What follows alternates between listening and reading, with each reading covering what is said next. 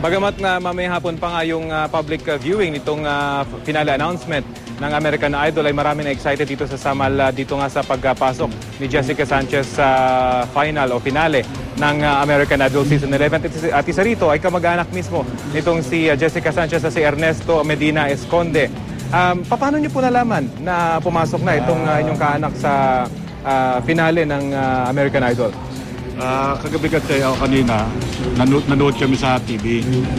Ay, tapos kanina, nakuha namin sa balita na pumasok nga siya sa number 2. Kaya siyempre, bilang kamag-anak nila, masaya. Kaya makakuha ko, dapat may kuha niya pa, may panalo niya pa para maging proud kami para sa iyo. Marami rin po pala kayo magkakamag-anak dito sa kami, Samal. mga Bugay Medina, kamag-anak ko yan. At kayo ba'y nangampanya din sa mga kaanak niya sa Amerika? Meron ako kami isang pamangkin nandun na sa San Diego yata. Sinabi ko namin, pag mo kakalimutan si Jessica, hindi boboto. Yun lang naikuha namin. Dito, anong klaseng suporta yung ibinibigay niyo naman sa kanya habang nandito kayo sa Samal? Nanonood na lang kami. Kumbaga, wala kami makakuha. Hindi kami pwedeng tumawag sa sa telepono para bumoto. Kung pwede lang sana. Kung pwede lang sana, yun, bukukan kami, bumoto kami. Kasi hindi kami, support na lang namin, may panalo mo yung laban na ito. Pakikwento lang ho ng konti, paano ba talaga yung roots ni Jessica Sanchez dito?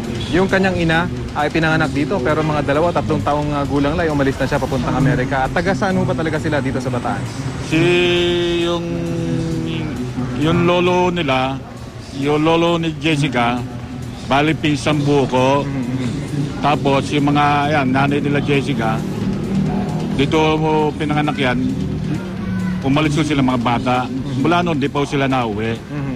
Kaya di namin alam kung ano na nga mga itsura nga dahil sa tagal na hindi na pagkikita Pero sabi po ng mayor nyo rito, kapag nanalo daw siya, iimbitahan nyo. Manalo, matalo, iimbitahan niya si Jessica na magtungo rito. Magiging masayaw kami, magiging proud po kami pag nakumpo ni mayor yan.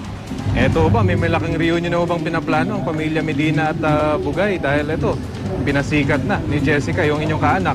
Hindi lang ang Samal at hindi lang ang Bataan, kundi buong Pilipinas. Baka magkaroon ng reunion. Kung mananalo siguro, maski na din siguro manalo, baka magkaroon kami ng reunion. Kung matutuloy Okay, maraming salamat at good luck sa inyo. Patuloy ko kayong, syempre, mananalangin. Siyempre. Tuloy-tuloy yung pagkapanalo ni Jessica. Salamat Okay. At partner, 2:00 nga ng hapon ay isasagawa yung public viewing dito sa plaza ng Samal. Isang malaking TV screen yun nandito sa aking likuran kung saan ipapalabas yung finale announcement na ipinalabas ng live kanina.